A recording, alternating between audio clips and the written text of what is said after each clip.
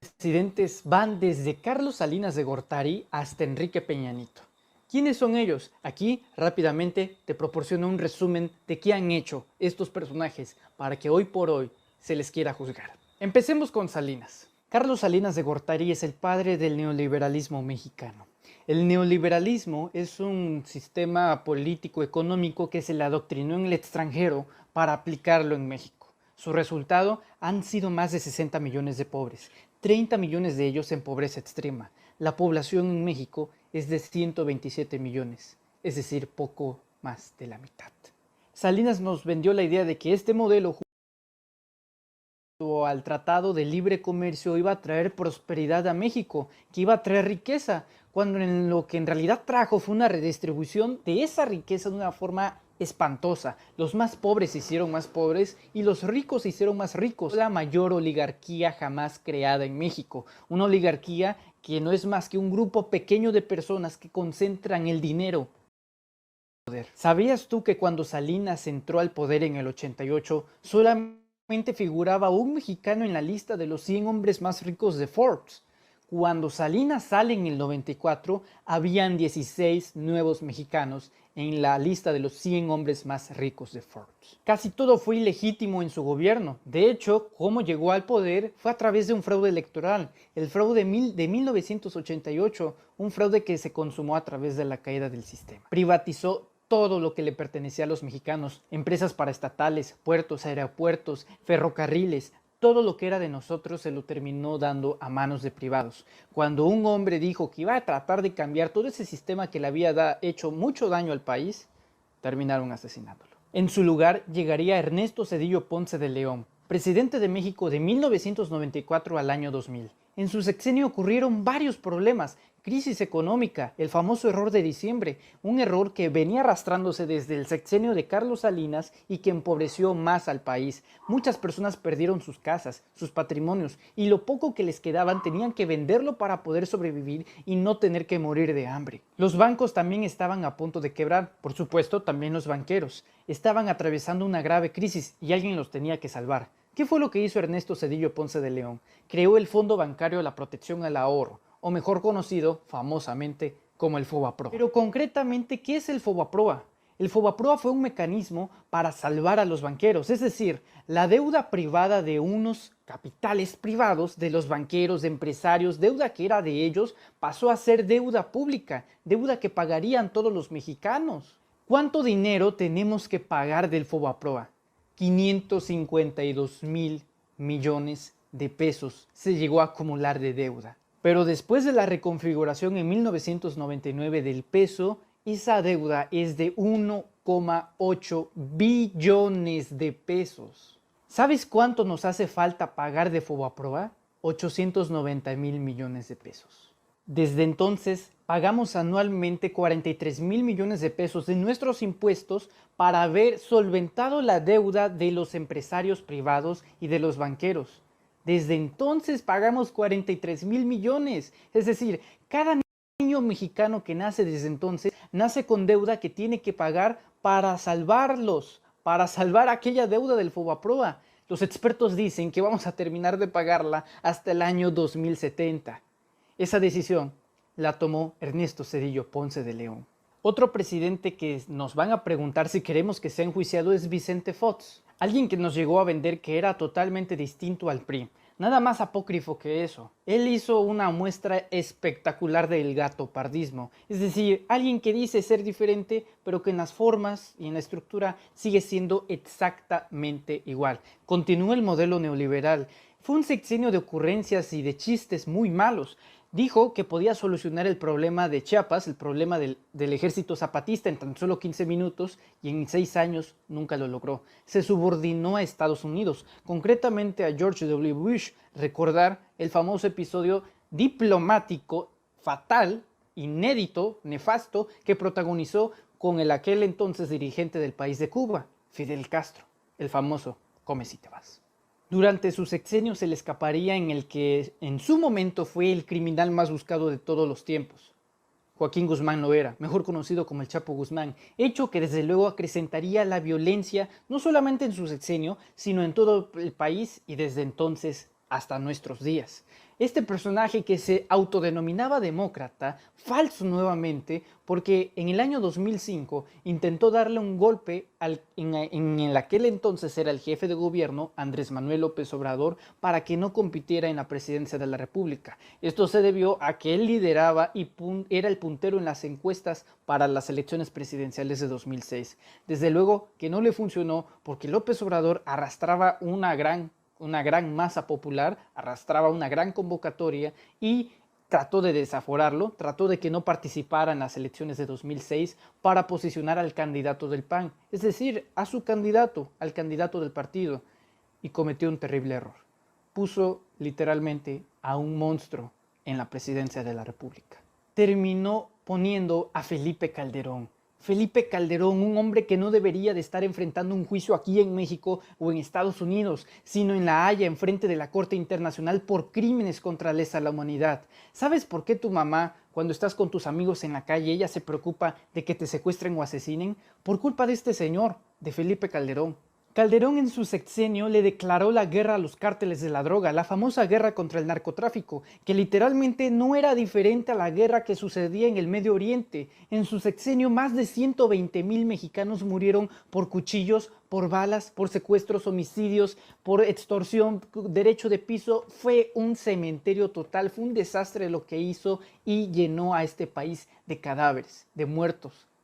De ataúdes, de jóvenes como tú o como yo, de abuelitos que jamás volvieron a ver a sus nietos, de madres que jamás volvieron a ver a sus hijos y de niñas que nunca volvieron a ver a sus padres. ¿Sabes qué es lo peor? Que su guerra fue una simulación, fue un chiste, fue nada más un escaparate. Realmente, ellos eran el crimen organizado. Su secretario de Seguridad Pública, Genaro García Luna, hoy por hoy, quien fue el arquitecto de la guerra contra el narcotráfico, su brazo derecho para enfrentar a los grupos criminales según él, su exsecretario de Seguridad Pública, está enfrentando a la justicia de Estados Unidos en el estado de Nueva York frente al juez Brian Cogan. Se le imputan delitos de narcotráfico. Es decir, Brian Cogan es el mismo juez que sentenció a Joaquín Guzmán Loera, el Chapo Guzmán, el mismo juez que condenó a cadena perpetua a Joaquín Guzmán Loera. Ese hombre, Genaro García Luna, para el Estado de Estados Unidos, es un delincuente y está enfrentando la justicia en Estados Unidos. Pero no solamente eso, seguramente no conoces a Luis Cárdenas Palomino. Bueno, Luis Cárdenas Palomino fue la mano derecha de Genaro García Luna. Fue condecorado con medallas de honor por parte de Felipe Calderón y él declaraba que era el superpolicía, el mejor policía de México. Bueno, este hombre, Luis Cárdenas Palomino, fue detenido hace pocos días en Naucalpan, en el Estado de México, por delitos de tortura. Exacto, el gobierno de Felipe Calderón fue un narcogobierno, fue un gobierno criminal. Y este hombre no debería de estar enfrentando un juicio aquí en México o en Estados Unidos, sino ante el mundo por crímenes contra la humanidad. Tuvimos a un mini dictador en la presidencia de 2006 a 2012, a un genocida de tiempo completo, a un carnicero que no le importaba cuánta sangre se derramara mientras no fuese la suya. La sangre crecía y crecía en este país y él lo llamaba guerra contra el crimen. Pero no paró ahí. Porque no solamente eran los adultos que se les asesinaban, también jóvenes. Muchos jóvenes murieron en el sexenio de Felipe Calderón y ¿sabes qué es lo peor? Los hacían pasar por narcotraficantes para que parecieran que no cometieron un error. Cuando se daba cuenta la sociedad les llamaban daños colaterales. Para su gobierno nunca contó una vida humana como algo de valor. Para él era un simple número más, pero no solamente para los jóvenes, también para los niños. En su sexenio se dio el tristísimo caso de los 49 niños que murieron calcinados en la guardería ABC. Una de las directoras, una de las dueñas de esa guardería, era familiar de su esposa, Margarita Zavala. Gracias a que él fue presidente, se dieron los mecanismos para que nunca enfrentaran la justicia. Lo cínico es que su esposa en 2018 intentó ser presidenta de este país en 2018. ¿Sabes qué es lo peor? Que lo va a intentar en 2024. Y están muy sonrientes. Tienes la oportunidad de quitarles la sonrisa este 1 de agosto. Todos estos hombres que acabo de mencionar son repugnantes, nauseabundos, asquerosos, corruptos, cínicos, asesinos, traidores. Ahora imagínate todos esos elementos en una sola persona. Enrique Peña Nieto, probablemente el presidente más corrupto de la historia moderna de este país, y no estamos bromeando. Un presidente que literalmente salió de una televisión, de la televisora, del Televisa, un producto creado por la televisora para vendérselo a la sociedad mientras todavía no existía la pluralidad de las redes sociales. Los medios nacionales e internacionales lo vendían como El Salvador. Time le dedicó una portada con el título Saving Mexico, pero en los hechos, en la realidad, es que este país, si se encontraba en el quinto infierno, él se encargó de mandarlo en el 11º. Él continuó con la guerra de Felipe Calderón y apadrinó una nueva generación de políticos priistas que se encargarían de llamar o de bautizar el nuevo PRI. La mayoría de esos gobernadores que conformaban esa nueva generación actualmente hoy o están presos o están prófugos. Su gabinete estaba infestado de corrupción. Un ejemplo, Emilio Lozoya, exdirector de Pemex. Él está arrestado por recibir sobornos de Odebrecht, una empresa brasileña corrupta que financió la campaña de Enrique Peña Nieto en 2012. El propio Emilio Lozoya confesó que le pagaron a diputados para que se aprobara la reforma energética, 5 millones de pesos. Entre esos diputados está Ricardo Anaya. Otro ejemplo de corrupción en su muy pestilente administración fue Rosario Robles, exsecretaria de Desarrollo Social, la famosa Sedesol, que hoy no existe. Ella fue la que dirigió uno de los inventos más corruptos estratégicos llamado la estafa maestra, una triangulación de dinero que desapareció millones y millones de pesos. Pero él mismo no se iba a quedar atrás. Recordemos eventos como la Casa Blanca, una casa de millones de pesos que nunca se esclareció de dónde venían. Recordemos también cómo se subordinó ante Estados Unidos frente al presidente Donald Trump cuando él ni siquiera era presidente de Estados Unidos, cuando era candidato, lo invitó como si hubiera sido un jefe de Estado a Los Pinos. Aun cuando nos había llamado violadores, este hombre se puso de tapete para que viniera a México y siguiera haciendo exactamente lo mismo. La represión, las masacres, el sello personal del PRI continuó en su administración de 2012 a 2018. Recordarás el famoso gasolinazo que en el 1 de enero de 2017 soltó muchas protestas, hubieron saqueos, desestabilización política y básicamente una gran ingobernabilidad por parte del PRI y por parte de él. Pero posiblemente lo que más marque a su sexenio y al nombre de Enrique Peña Nieto y posiblemente a todos los expresidentes que acabamos de mencionar sea el caso de los 43 estudiantes de Ayotzinapa. Desaparición forzada, asesinato. No hay respuestas más de 6 años después. Y es un reclamo popular, una herida que nos recuerda a los fantasmas de los jóvenes de 1968 exigiendo justicia de la misma forma que en aquella noche de 2014. Estos son los personajes que pueden ir a prisión si la gente vota que sí en la consulta ciudadana de juicio expresidentes este 1 de agosto. Pero ¿qué crees? Ellos están aterrados, tienen mucho miedo. Mira, te doy un ejemplo. Salinas y Zedillo no tienen redes sociales, pero Fox y Calderón están desesperados. Mira el Twitter de Vicente Fox, está literalmente aterrado, suelta diarrea verbal todos los días en su medio digital, criticando la consulta, llamando a la gente, a los millones de mexicanos que simpatizan con el movimiento de la 4T o incluso que no lo hacen como chairos, refiriéndose a ellos de forma despectiva. Sí, a la misma gente que gobernó ahora las insulta porque tienen la capacidad ahora de este 1 de agosto de mandarlo al bote para enjuiciarlo, pero primero investigarlo, y para que eso ocurra se necesita que se realice la consulta. Enrique Peña Nieto está solo, tiene depresión y está viviendo en España en una mansión gigante, y la única forma para hacer que regrese de España a México es iniciando una investigación en su contra. ¿Cómo? Votando que sí en la consulta ciudadana de juicio expresidentes. Hay una campaña muy bien elaborada para que la gente no participe en la encuesta, para que la gente no participe en la consulta, sobre todo los jóvenes. No quieren que participen los jóvenes porque saben que somos mayoría y que nosotros vamos a ser el factor determinante para que sea vinculatoria, para que esta consulta se lleve a cabo.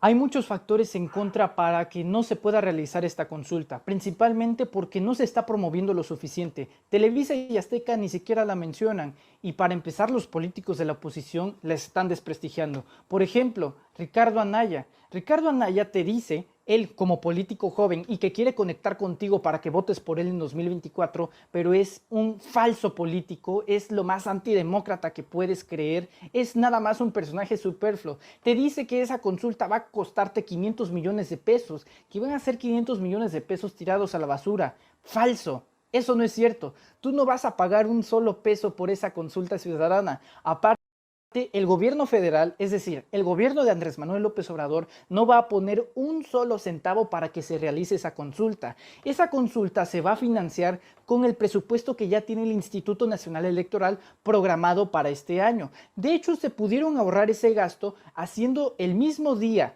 de las elecciones del 6 de junio la consulta ciudadana, pero ellos fueron los que se abstuvieron. Otra mentira, el INE dice que no hay dinero. De hecho, le rogó al presidente López Obrador y a la Suprema Corte de Justicia para que les dieran más financiamiento. Pero eso es falso. Te voy a poner dos ejemplos. Primero, sus dirigentes, Lorenzo Córdoba y Ciro Murayama, ganan más que el presidente de la República, por lo cual eso es ilegal. Está establecido en el artículo 127 que ningún funcionario puede ganar más que el presidente de la República. Otro dato, gastan millones de pesos en comida. ¿De veras no hay dinero en el INE? Por supuesto que lo hay. Lo que hay también es una resistencia para que no se llevara a cabo. Sin embargo, el Poder Judicial los obligó para que se realizara esta consulta.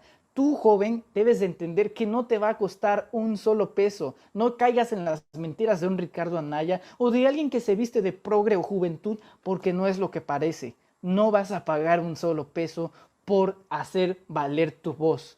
Nunca. No te creas eso.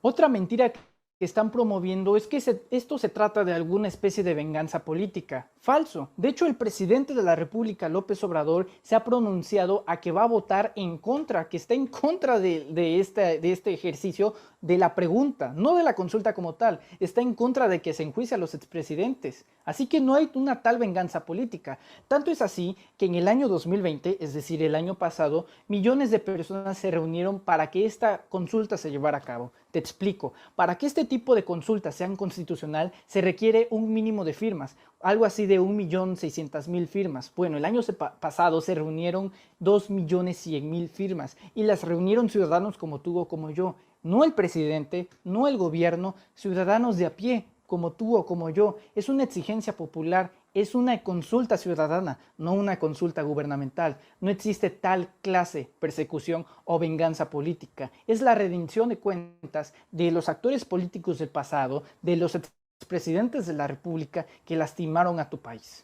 Tal vez seguramente hayas visto en comentarios de Facebook o en videos de YouTube o algún político chafa te haya dicho: la ley no se consulta, se aplica. Desde luego, esto tendría sentido en un país de leyes, en un país donde sus leyes sean sólidas, donde el orden jurídico supremo sea sólido, donde no haya impunidad.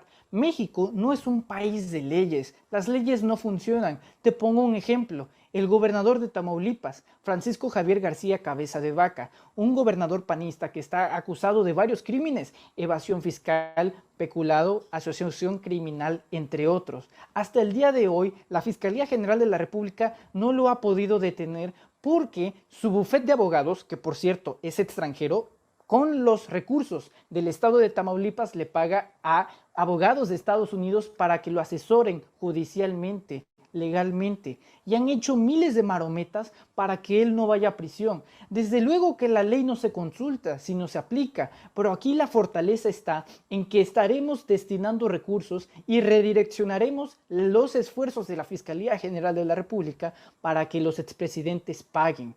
Desde luego, ojalá que pronto podamos llegar a un país donde no tengamos que consultarle a la gente si se tiene que aplicar la justicia. Hoy por hoy es un gran ejercicio democrático que hace valer tu voz. Y no es ninguna especie de circo, es un acto de rendición de cuentas.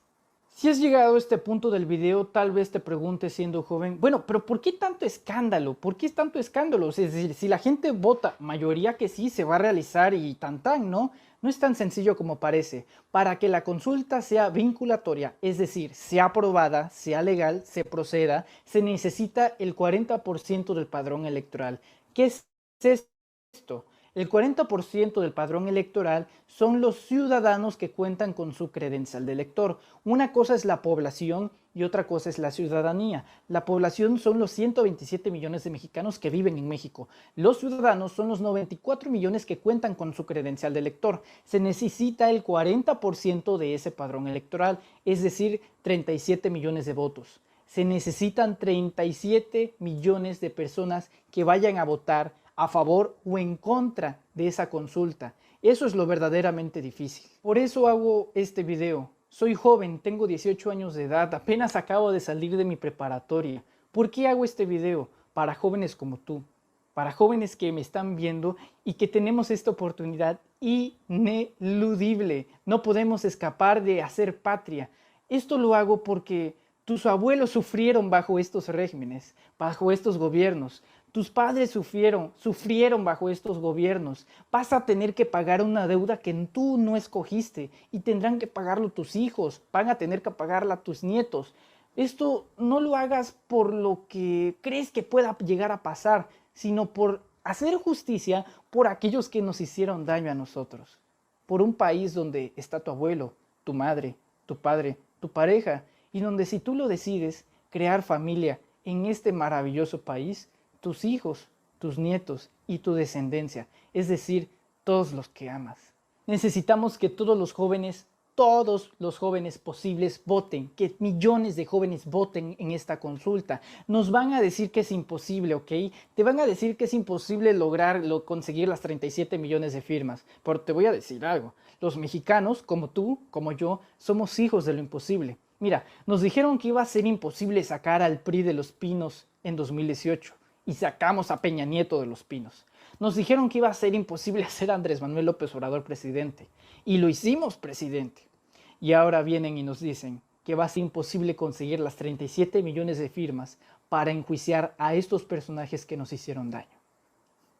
Siempre parece imposible hasta que se logra. Ellos no están acostumbrados a hacer lo imposible. Nosotros sí, por una sencilla razón.